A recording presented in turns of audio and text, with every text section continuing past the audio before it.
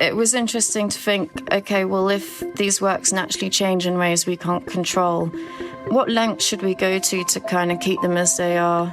Or should we let them die out, and does it devalue the work? I'm Ben Davis, and this is The Art Angle, a podcast from Artnet News where the art world meets the real world, bringing each week's biggest story down to earth.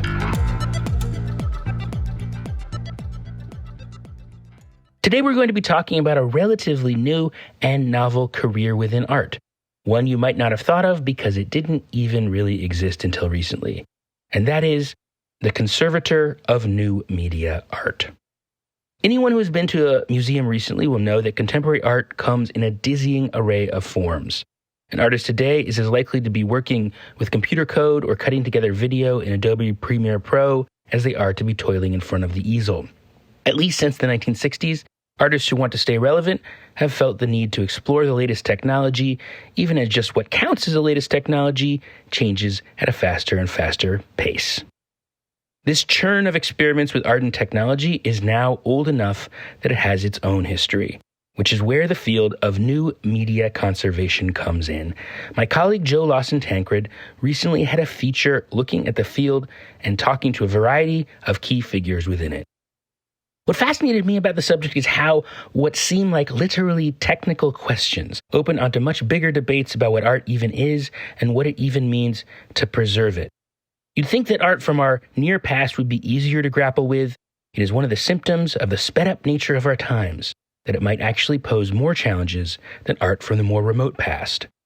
Jo's essay even seems to suggest that the problem is only getting more intense, even as this whole new specialist field develops to deal with it. Jo Lawson-Tancred, thank you for joining us on The Art Angle. Hi, thanks for having me on. Jo, you are a very busy writer. You've written multiple stories about very important things in Europe just in the last couple of weeks, but we're talking here about a feature you wrote that was about something a little less maybe immediately newsworthy, but something that for me is very interesting and opens onto all these philosophical questions about what contemporary art is, and it's kind of a glimpse into the big underwater submerged iceberg part of art, the stuff you don't see on the surface, but that really tells you a lot about what contemporary art means in the institutional context. So this is the question of conserving new media art, and since it's not something everybody thinks about all the time, I just wanted to know, how did this topic come on your radar? How did you first start to think about this? So I was at a retrospective of a great new media artist, Jake Elwes, at the Gazelle Art House in London. And the artist is about 30, so quite a small retrospective, but one of the works already didn't work. Really? And that's a 2016 work called Digital Whispers. It's a small Raspberry Pi computer connected to a screen and then a speaker, and it picks up treats from a sort of few mile radius. It shows them up on the screen and it whispers them out of the speaker, so that's why it's called Digital Whispers. Yeah, actually, we have a clip of what that sounds like right here.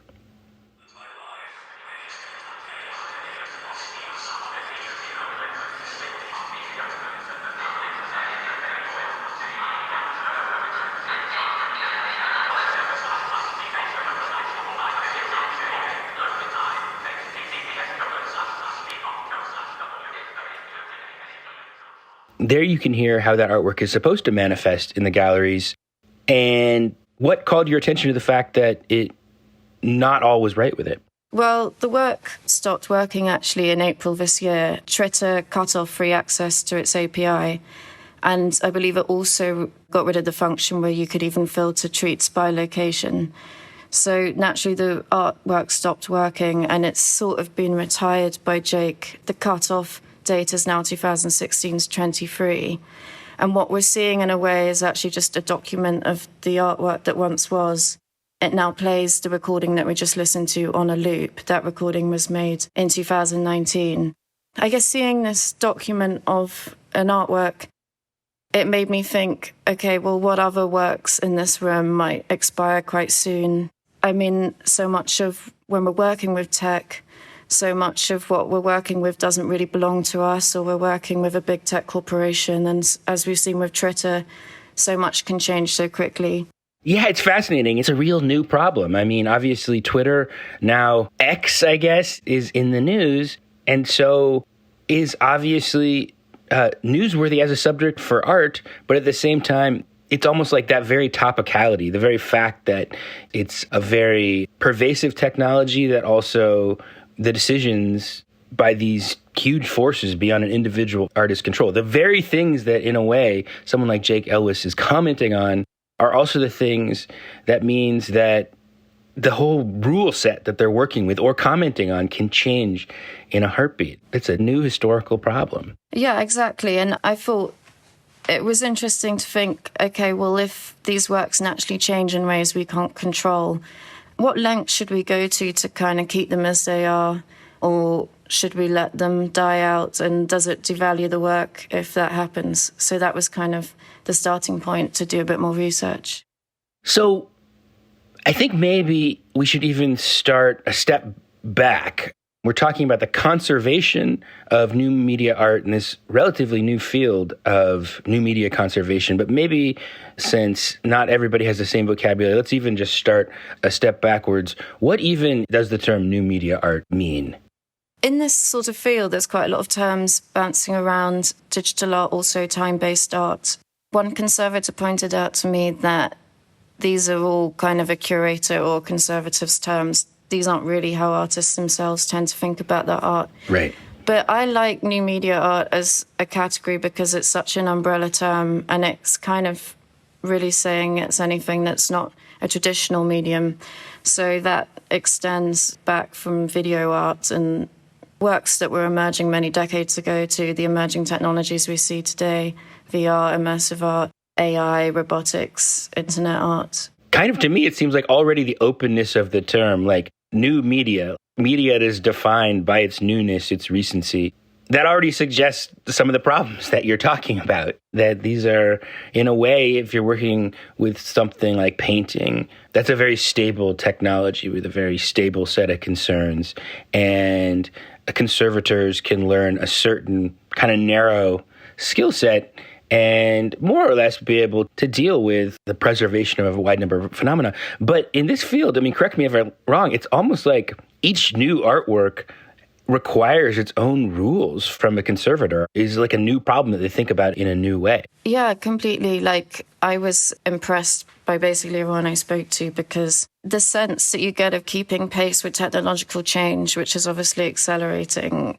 I had conservators talk about having to learn new coding languages, and then also this kind of issue of AI. AI is a good example of a technology that's become more accessible because there's kind of interfaces and code libraries that simplify building AI models. But actually, beneath all that, if anything, it's just getting more and more complicated.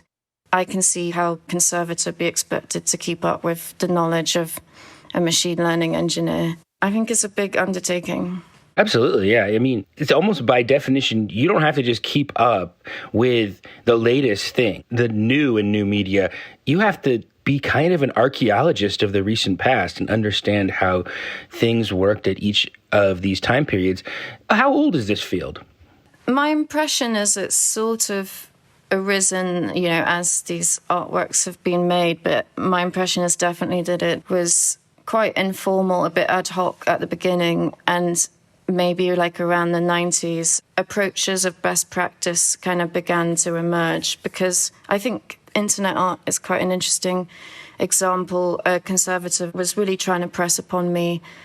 Back then, I mean, people didn't create this stuff to last. They were just playing around with what was available to them.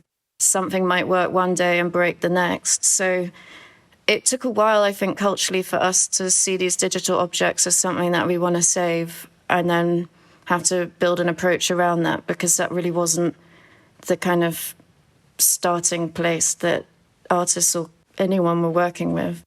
Yeah, and it raises a whole new series of questions. Like, internet art is often interactive. And so it's like, are you preserving the ability to interact within the present, or a history of interactions with something historically, which would have been very different in the 90s when people were just getting used to those experiences than they are today when people live on the internet like it's the air that we breathe. Is this a very big field? What are the key places where people are talking about these questions that you looked at? The impression I got from everyone is it's very much not big enough. I think there's a great high level of expertise, but that is very concentrated, predominantly, I would say, in the US, in the UK and Germany. And even within those countries, specific institutions stand out. So the Guggenheim is great, Tate in London, and the ZKM, which is a kind of leading institution in Germany for everything to do with new media art. And I spoke to one of their conservators. You spoke to Morgan Strickett, the head of digital conservation at the ZKM or the ZKM, and she said something to you in the article that really stood out for me, and I guess relates to what we were just saying about Jake Ellis's work with Twitter or X. She said, "We have less trouble with the 90s artworks than with today's artworks." And that to me is very fascinating. You'd think that as history went on and there was more expertise in this field and more people working with new technologies, it would become easier. But actually, it seems to be the reverse. Why is that? Yeah, I mean, that was definitely the big story that came out of the research, was with everyone I spoke with, a kind of sense of urgency. The people I spoke to would speak with an almost kind of rosy fondness of old hardware, the kind of monitor that they might be able to crack open and fiddle around with the parts, tweak it, fix it, kind of figure out how it works. That was an experiment or a challenge for them. And as anyone who has a phone today knows, they're constantly slowing down, need updates, breaking, the phenomenon that we call planned obsolescence. And that's created quite a big, I guess, a kind of fork in the road. If you're a conservator now and you know you can't fix a piece of hardware, you have to go with either plan A, which is buy lots of copies of it in the hopes that if one breaks, you can then use another copy. And then if that doesn't work or you run out of spare copies, then they have to do what's known as migrating, which means moving the file onto a new piece of hardware that it's not written for. And that can involve literally rewriting the whole artwork, right, going to the source code and writing that again, which is a very invasive approach and obviously quite difficult to do without an artist's input. I had one quite interesting example, Ian Cheng's Bob, which is currently at the Julia Stoschek Foundation in Germany. I spoke to their conservators. This is an artwork that I've actually written about and is pretty famous example of artificial intelligence where Cheng creates this almost digital terrarium, and there's this creature inside of it that grows and changes depending on how visitors interact with it and seems to have kind of a life of its own, and really was viewed, and I think it's still viewed as kind of a very contemporary work of art. You know, it's on the cutting edge of this technology. Only a couple years ago, but you're telling me that there's already like problems with preserving it. Yeah, absolutely. So it's made in 2019, and like any collection really that's serious about new media art, the foundation had to ask for extensive documentation, source code, multiple spare computers. They all have to be from a specific manufacturing period because the file is built to run on one specific version of Mac's operating system.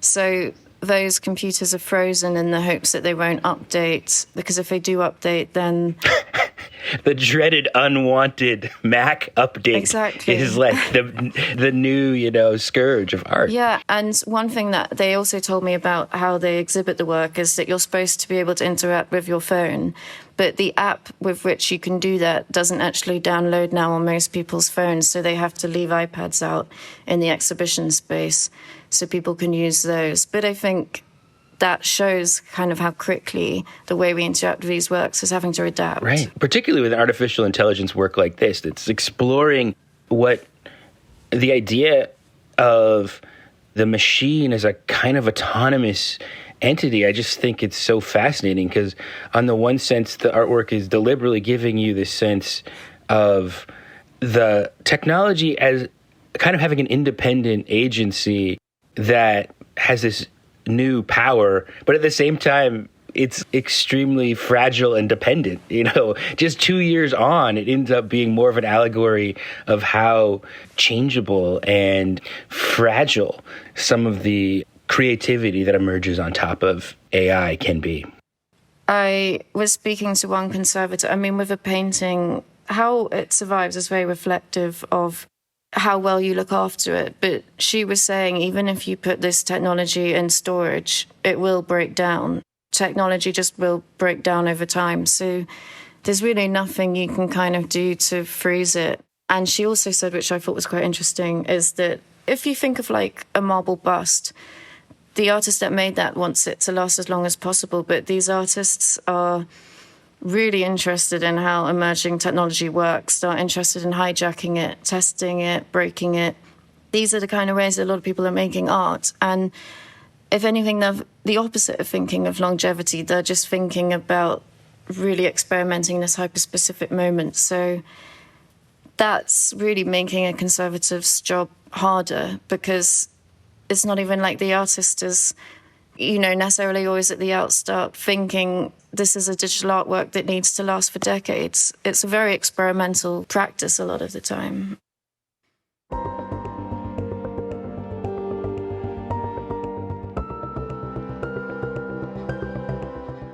There's a quote from somebody in your article who says, "We should just be aware that it's going to take more energy than collecting a painting or sculpture." And it's just funny to me because that is a double meaning, because I think literally this is art you have to plug in a lot of times. It does literally require more energy, but then just more intellectual energy. To me, it's really similar to how in school, the dreaded time when your teacher brings out a projector or something tries to show a film in class, which always means that like at least half of your class is going to be taken up with, an art history professor trying to figure out which cable goes in where into the machine. Like, I think that is now a general aesthetic problem. And it's even stranger, as you say, because a lot of these artists are artists being artists and not necessarily technologists. They're approaching technology critically and often like commenting on the breakability or obsolescence of these technologies. Like the Jake Elwes artwork is a good example of an artwork that is about people's ability to surveil you on Twitter. That totally changes when the way data moves around on Twitter changes. So you already touched on some of the different approaches to the subject of new media conservation. I think it does help to have more examples. So maybe talk a little more about another example you bring up in the article, which is Julia Scher's predictive engineering from 1993. Or I guess its date is 1993 ongoing, which is important to a question of preservation. What was perhaps most pressed upon me by everyone I spoke to was that there is no one approach to new media conservation, and it's very case by case. And I think what that kind of raises for artists, but also curators and conservators, is if you can't preserve everything about an artwork, what part of the artwork do you need to preserve to replicate the core experience for a viewer? Julia Scher's predictive engineering, which is at SF MoMA, that's basically a conceptual work. It's trying to create the sense of being surveilled, a kind of unsettling atmosphere within the museum.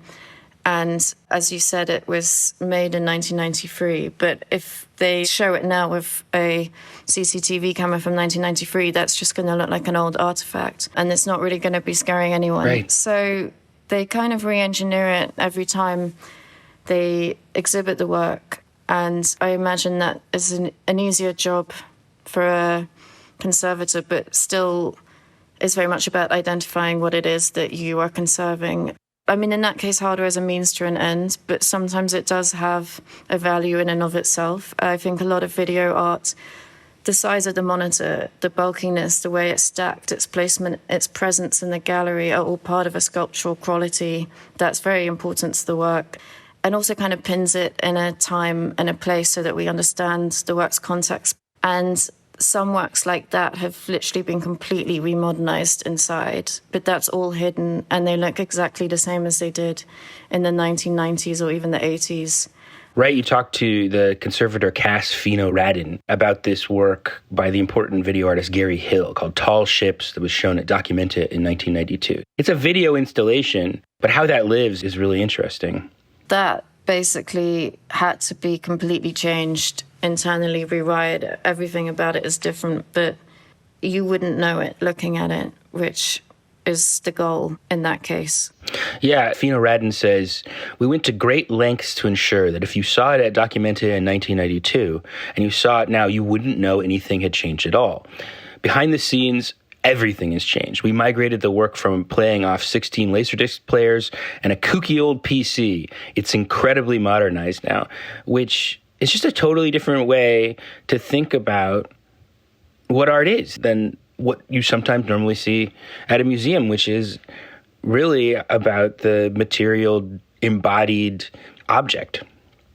In poking around, I see that there's this term variable media, which I think is really important, the variable media approach to conservation, which I gather came out of the Guggenheim in 1999, thinking about some of these approaches. And I'll just quote from the Guggenheim website. It says, the variable media approach integrates the analysis of materials with the definition of an artwork independently from its medium, allowing the work to be translated once its current medium becomes obsolete. By identifying the work's behaviors, how it's contained, installed, performed, reproduced, and strategies, storage, emulation, migration, and reinterpretation, artists, conservators, and curators can advance the preservation of new media art. And I think that just is really interesting in that it involves questions about what the artwork is. Another way you get into this in the article is the question of VR, which has been really trendy lately. I think that really puts a line under this. Talk a little bit about that. Yeah, VR is a super interesting example because I think museums love VR. It's a great way to engage people, but it's very difficult to collect. An interesting kind of counterexample that does come up in my article is Memory Theatre VR, which is a 1997 work by an artist, Agnes Hegedüsch, and no headsets were around then, so it's a very different idea of VR than we have today. Right. But you would have a little model in front of you that you navigate around using a 3D mouse, and then what you're doing is also beamed up onto the wall in front of you. And that actually was sort of maybe an ideal case scenario for new media conservation. The 3D mouse is still used by research universities, so that could be a replica of that could be bought. And then the computer that it's built on, which is a very powerful SGI computer, does still work, but preempting the possibility that it might not. The conservation team at the ZKM are in the process of basically rewriting the entire artwork onto a Windows 10 computer. And because they are able to compare it to the old work, they've made sure all the 90s aesthetics are the same. They've slowed down the work so that it's mimicking the slower processing times that you would expect in the 90s. So it's really recreating that experience. And what's happening now with VR is headsets are apparently a kind of nightmare for curators and conservators. They go out of date, kind of, I was told, sometimes within 6 months. So either you're spending a lot of money buying spares or you're spending a lot of money migrating the work. And what is particularly interesting is, say you have to migrate the work every 2 years. When you're migrating that to an updated version of the game engine that it was built on, it naturally updates itself. So it looks newer every time you do that. So say you're in 2040, that experience we have with the 90s artwork doesn't exist for those people because they don't know what it looked like now. Right. Everything is basically new all the time. And we lose a lot of that kind of historical narrative that we can otherwise have in a museum where we see the development of these works. Yeah, and I think that brings us to maybe the final point I want to talk to you about. There is this question of what even art in the museum is for that is raised to this question. And I think the Agnes Hegedüsch versus the Julia Scher that we talked about earlier, or the Gary Hill, really captures this in the sense that, is this a historical document? It's talking about the way people approach technology at a certain time and has a certain aesthetic effect that was something that emerged maybe out of the limitations of the technology, but limitations can sometimes be really generative and exciting. In a lot of cases, artists are really inspired by things they can't do. If you think about the genius of silent film and how much people got out of creating an international language of film with the limitation of the fact that they couldn't have audio, and the infamous proposition, to like colorize the first 15 minutes of The Wizard of Oz would destroy this really important artistic decision of the film. So there's a question about whether you're respecting the limitations or commenting on the present, because I think that one of the whole reasons that artists work with technology, with new media as opposed to old media, is because they want to comment on the new. And part of the character and the quality of the new is that contemporary media is everywhere, but also mercurial, moves very fast. And sometimes artists want to talk about that very fastness and fleetingness. And I gather that in some of the research you did, this came up in at least one case, that there are conservators who want to preserve these as history, and then there are artists who are perfectly fine with letting things pass away. And so you end with the example of Anna Ridler and her work, Mosaic Virus. So tell me a little bit about that and the thoughts she left you with. Her thing is exploring emerging technologies like AI and blockchain, and a bunch of her works, the one mentioned in the piece, Mosaic Virus, that exists just through documentation. But the point that she made was this kind of expectation that art can't expire is not something that we've had historically. And she's very inspired by land artists. They knew that what they were making was finite. Right. And so they documented it, and they expected it to live on through documentation. And I thought it's an interesting idea, because the land art is sort of as much a victim of external and independent forces as a tech work that relies on software. It's interfacing all the time with code libraries and software. And I suppose her proposition is that if we could see those updates as just a natural evolution, much as the weather happens, and that if anything, a shorter lifespan or a longer lifespan of an artwork is that artwork's own record and observation about technology. It's part of the work, you could argue. And perhaps holding on to the idea we might have of a painting that we want to be able to admire it might not be that relevant. Perhaps the artwork is just a historical event that we can think about.